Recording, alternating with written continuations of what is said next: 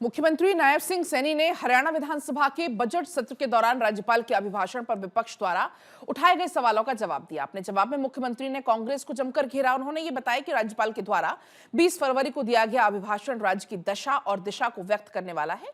यह अभिभाषण हरियाणा के भविष्य की रूपरेखा प्रस्तुत करता है, एक ऐसे हरियाणा की जो विकास, सुशासन और सामाजिक न्याय, समावेशी प्रगति के मार्ग पर दृढ़तापूर्वक अग्रसर है। मुख्यमंत्री नायब सिंह सैनी ने कहा, ये अभिभाषण विकसित हरियाणा के स्पष्ट रोड मैप को दिखाता है और 2047 तक भारत के विकसित राष्ट्र बनने के संकल्प को भी दिखाता है। उन्होंने कहा कि सरकार ने प्रदेश में ही युवाओं के कौशल और रोजगार के लिए अनेक कारगर कदम उठाए हैं। फिर भी कोई युवा विदेश जाना चाहता है तो उसकी मदद के लिए विदेश सहयोग विभाग बनाया गया है। ये विभाग युवाओं को विदेश में रोजगार और शिक्षा प्राप्त करने में मदद करता है। इनकी वेबसाइट पर विदेश में रोजगार, शिक्षा, व्यापार और निवेश से संबंधित जानकारी उपलब्ध है। इसके अलावा विदेश भेजने वाले अनधिकृत एजेंटों की सूची भी हमारे पास अब उपलब्ध है। इस वेबसाइट के माध्यम से युवा विदेश जाने की प्रक्रिया अथवा दस्तावेज और सरकारी सहायता के बारे में जानकारी प्राप्त कर सकता है। मुख्यमंत्री ने कहा, हरियाणा के विदेश सहयोग विभाग और हरियाणा कौशल रोजगार निगम लिमिटेड ने 3 जनवरी को पंचजन्य 2026 कार्यक्रम आयोजित किया था। इसके तहत प्रदेश के 210 युवाओं को दुबई जाने के लिए ऑफर लेटर दिए गए। अब तक 2 चरणों में 390 युवाओं को इजराइल भेजा गया और उन्हें 3,38,000 से अधिक मासिक वेतन मिल रहा है। उन्होंने कहा, हाल ही में विदेश से 10,000 लोगों की मांग आई है। हरियाणा कौशल रोजगार निगम के माध्यम से 7,600 पात्र लाभार्थियों को इजराइल और 100 अभ्यर्थियों को ओमान भेजने के लिए विज्ञापन जारी किया गया है और इसकी चयन प्रक्रिया जारी है। मेरे पास कुछ युवाओं के जो हमने भेजे हैं उनके आंकड़े भी हैं और उनकी जो कम से कम वहां जो गए हैं उनकी सैलरी 3,38,575 रुपए है। माननीय अध्यक्ष जी, जो हमने भेजे कोई पैसा नहीं लगा। मुख्यमंत्री ने बताया, कांग्रेस के शासनकाल में साल 2004-05 से साल 2014-15 तक इस 10 साल की अवधि के दौरान कर्ज देनदारियों में 458.32% की वृद्धि रही है, जबकि हमारे 10 साल के शासनकाल में 2014-15 से 2024-25 के बीच कर्ज देनदारी 227.49% की वृद्धि हुई है, जो कि इनकी सरकार की तुलना में आधी से भी कम है।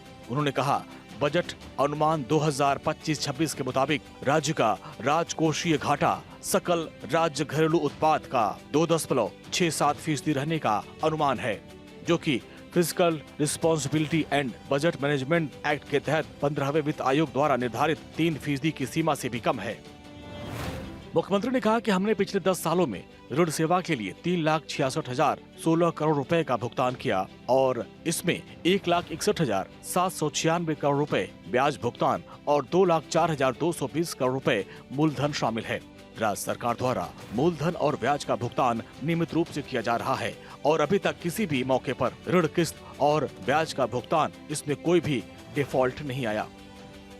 नीम कोटेड यूरिया जिसमें 46% नाइट्रोजन होती है, जिसमें 45 किलोग्राम के बैग का मूल्य 266.50 रुपए जीएसटी सहित, जीएसटी भी उसमें इंक्लूड है, पहले की तरह है। माननीय अध्यक्ष जी, इसके वजन या मूल्य में किसी प्रकार का कोई बदलाव नहीं किया गया। मैं ये बताना चाहता हूं, किसान आज भी उसी मात्रा और उसी निर्धारित दर पर नीम कोटेड यूरिया वो प्राप्त कर रहा है। मुख्यमंत्री ने बताया कि केंद्र सरकार ने 5 जनवरी 2024 को 40 किलोग्राम के यूरिया गोल्ड बैग का अधिकतम मूल्य 266.50 रुपए निर्धारित किया था, जिसे 23 जनवरी 2026 में घटाकर 254 रुपए कर दिया गया। अर्थात सरकार ने किसानों को राहत दी, न कि कोई अतिरिक्त बोझ डाला है। उन्होंने बताया कि किसानों के लिए दोनों विकल्प नीम कोटेड यूरिया और यूरिया गोल्ड उपलब्ध है, ताकि वो अपनी फसल और मिट्टी की आवश्यकता अनुसार किसी का भी चयन कर सके। रबी सीजन 2025-26 में दिनांक 12 फरवरी 2026 तक राज्य में 10,32,116 मीट्रिक टन नीम कोटेड यूरिया उपलब्ध है। 28 जून 2023 को सरकार ने सल्फर कोटेड यूरिया, जिसे यूरिया गोल्ड कहा जाता है, अधिसूचित किया है माननीय अध्यक्ष जी। साथ ही एक अलग से उन्नत उर्वरक उत्पाद है जिसमें 37% नाइट्रोजन और 17% सल्फर शामिल है। मुख्यमंत्री ने कहा, किसानों को यूरिया के नाम पर ठगने की विपक्षी सदस्यों द्वारा लगाए गए आरोपों में कोई दम नहीं है। ऐसे मुद्दे उठाकर वो ये बता रहे हैं कि किसानों के हितों को लेकर वो कितने गंभीर हैं। भारत 24 के लिए चंडीगढ़ से डॉक्टर थानेश्वर शर्मा की रिपोर्ट।